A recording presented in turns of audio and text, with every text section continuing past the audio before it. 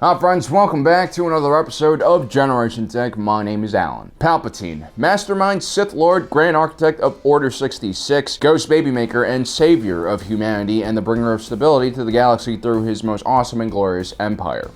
Love him or hate him, he has had a huge impact on the development of the galaxy, and throughout it all until that fateful day when he was thrown down the giant shaft of his own superweapon, Palpatine was no stranger to danger. And no, I'm not talking about greasy dudes in ice cream trucks trying to lure children into them.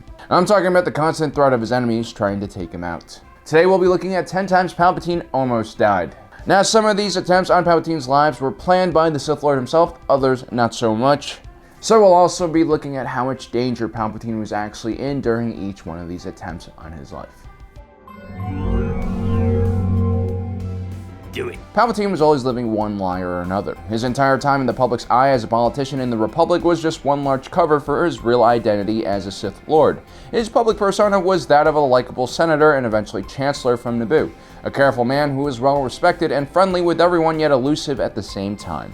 When he was playing this role, he left his red lightsaber and Sith robes behind. He was even able to mask his considerable Force powers, which made it impossible for even powerful Jedi Masters like Yoda to sense who he truly was. This also meant that several times when his life was in danger, he chose not to reveal himself and depended on those hired to protect him. Palpatine was willing to risk his life rather than blow his cover.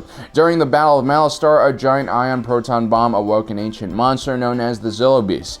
This massive creature had an extremely tough hide which was resistant to even lightsabers and blasters. This naturally was of interest to Republic scientists. Palpatine ordered the giant beast to be brought back to Coruscant so that they could weaponize it. Because it's always a good idea to bring a gigantic monster back to your most populated city. The Zillo beast apparently was semi-sentient and escaped from captivity. He went on a rampage in the capital searching for Palpatine. I'm guessing he wanted to eat him. The Republic ended up firing a massive amount of poisonous gas at the beast, which eventually brought him down. Palpatine got caught up in the cloud of poisonous air, but luckily the Jedi were able to create a force bubble around themselves and survived. How much danger was Palpatine in? Well, on a scale of 1 to Jedi younglings, I would say a 3. While Palpatine definitely didn't expect the Zillo beast to escape containment and come after him, he was pretty well protected. The Jedi and GAR, minus the massive civilian casualties from the poisonous gas attacks and huge amount of collateral damage, completely had things under control. Giant animals are unpredictable, okay? When Maul and his brother Savage Opress led the Shadow Collective to take over the Mandalorian throne, he once again attracted the attention of his former master. Truly terrified of Palpatine, Maul acted submissive until Palpatine realized that Maul had been training Savage in order to oppose him. What resulted was a relatively one-sided affair. Savage was useless and shish kebabbed immediately, and Maul, despite being an excellent duelist, was no match for Palpatine's Force powers and most likely wet himself in the process. On a scale of 1 to Alderaan, I would also rate this attempt at a 3. Perhaps Maul could have gotten a lucky strike in if he and Savage were better coordinated, but Palpatine was just playing with it too. It was like watching an NFL team play a Division III college team. Towards the end of the Clone Wars, one clone's control chip malfunctioned, causing him to prematurely gun down his Jedi General before Order 66. One of his friends, the Clone Fives, was on a warpath to figure out what exactly happened, and eventually uncovers the chip that was inserted in all of the clones' brains, including the one in his own brain.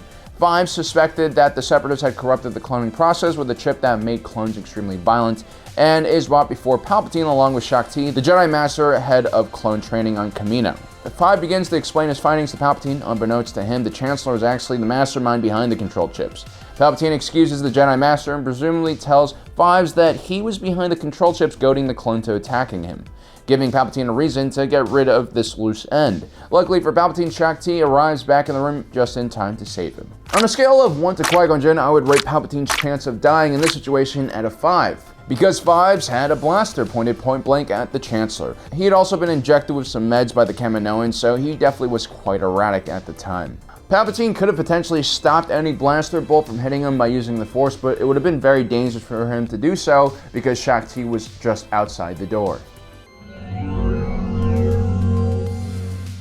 With the Separatists occupied in the Outer Rim siege, the war seemed quite far away for the citizens of Coruscant, which is why the GAR left Coruscant relatively unprotected. They didn't expect the CIS to attack a planet that they had no chance of holding on to. And that's exactly what the Separatists did. With the local defense forces unprepared, the Separatists quickly landed in the capital, and General Grievous abducted Palpatine and brought him on board his flagship. But by then, reinforcements came, including the JAR's Open Circle fleet. The Separatists quickly found themselves caught between a hammer and anvil as Republic forces converged on the Separatist fleet from both directions. Anakin Skywalker and Obi-Wan Kenobi are sent to rescue Palpatine and ultimately kill Count Dooku and successfully bring the Chancellor back. On a scale of 1 to a Stormtrooper point man, I give this a rating of 6. Although this entire kidnapping was planned by Palpatine, there are way too many unknown factors when you carry out these types of shenanigans in the middle of a battlefield. A random proton torpedo or a stray barrage of turbo laser could have easily killed Palpatine just as easily as a B-1 battle droid's stray blaster bolt.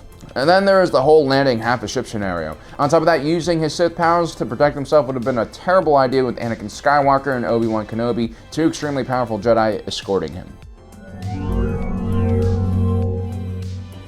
After being turned down for the lead role of the Battle of Utapu, Anakin was quite upset and sought advice from the Chancellor. While alone, Palpatine reveals his understanding of the dark side of the Force, promptly leading Anakin to draw his lightsaber with the intention of killing him, but stops himself and goes and forms the Jedi Order instead. On a scale of 1 to Anakin Skywalker's mom, I would rate this at a 6. I think Anakin was an extremely unstable individual, very susceptible to rage and impulse. The fact that Palpatine eggs Anakin on was quite dangerous. Had Palpatine said, "Do it," I'm pretty sure Anakin would have. But ultimately, Palpatine knew what he was doing and leveraged his knowledge of how to save Anakin's wife, which is probably what saved him in the end. Anakin also did see Palpatine as a friend, mentor, and even a ghost baby maker.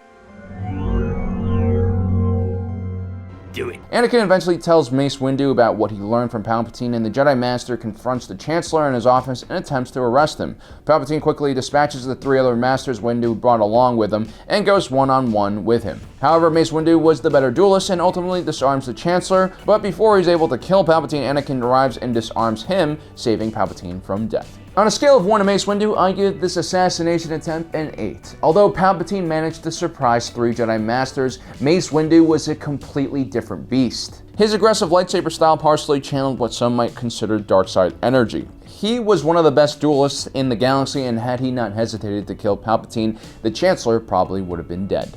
Now it is possible that Palpatine planned for all this happen and planned for Anakin to arrive just in time to save Palpatine by cutting off Mace Windu's arm, which would in turn turn Anakin against the Jedi Order. But again, any plan that involves defeating Mace Windu is suspect at best. This was a huge risk for Palpatine, but one that ultimately paid off. Following Order 66 and the death of most of the Jedi, Palpatine is confronted by Master Yoda. The two proceed to have an epic fight in the Senate building, and they find each other evenly matched. Although probably more powerful in the Force than Mace Windu, Yoda was equal to Palpatine as a duelist, and the fight ended up going to the judges. On a scale of 1 to Ayola Secura, I would rate this at an 8. I'm not really sure if Palpatine was prepared for this fight. He might not have even known that Yoda survived Order 66. Nonetheless, this was a hard fight for Palpatine and was one of the few times we see the old wrinkly bastard actually vulnerable and, dare I say, a bit afraid. Ultimately, Palpatine has time and legions of clone troopers on his side, which is why Yoda ends up retreating. When Anakin is turned into the cybernetic organism known as Vader, we see him cry in agony after learning Padme had died. We also see him crush Durasteel with his rage.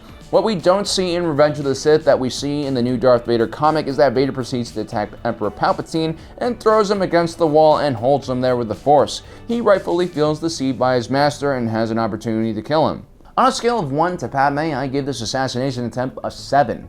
Although Vader was severely weakened by his injuries, the pure rage coursing through him during this moment was incredibly raw and powerful.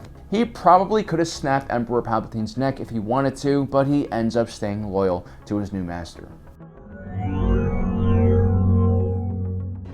5 years after the Clone Wars ended, unrest continued on several worlds in the Empire. On his way to Ryloth to inspect progress against the Free Ryloth movement, Palpatine and Vader stop aboard the training cruiser known as Defiance. Unbeknownst to the Empire, Bela was a Republic loyalist and had secretly altered the ship's hyperspace trajectory directly towards Christophus' sun. Luckily for Palpatine, Cadet Ray Sloan, a very promising young officer, caught this mistake along with Darth Vader, who quickly put an end to Pel Belo and his plot. On a scale of 1 to Pel Belo, I would rate this assassination attempt at an 8. It was only through sheer luck that Cadet Ray Sloan was on station at the time. A less courageous or dumber officer would have blindly listened to his or her commanding officer and doomed themselves and the Empire. It should also be noted that Palpatine and Vader probably would have sensed something was going wrong through the Force.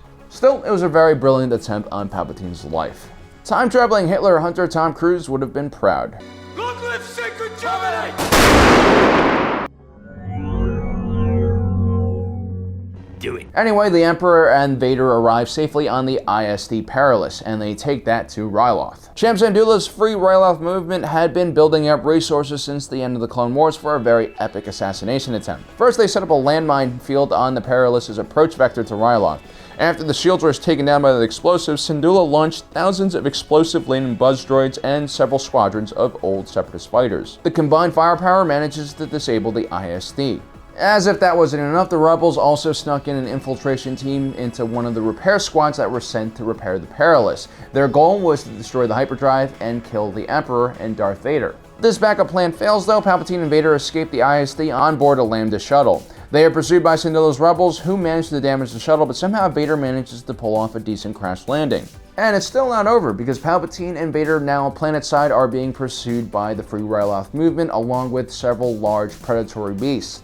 Meanwhile, Syndulla has a mole inside the Imperial garrison who tries to stop any kind of Imperial recovery mission.